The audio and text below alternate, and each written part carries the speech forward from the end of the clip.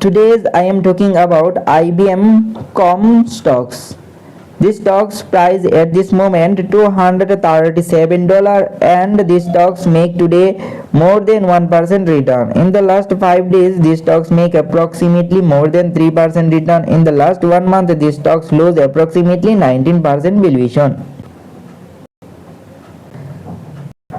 So here you can see these stocks how much return in the last 6 months, and I am not telling you to buy or sell these stocks. I just break down the numbers so you can decide smarter. Here you can see the last year to date return, which is 18%. These stocks lose market valuation, and here you can see how much return these stocks make in the last 5 years. The last 5 years these stocks gain approximately 72% market valuation, and in the whole return if you see 664% return.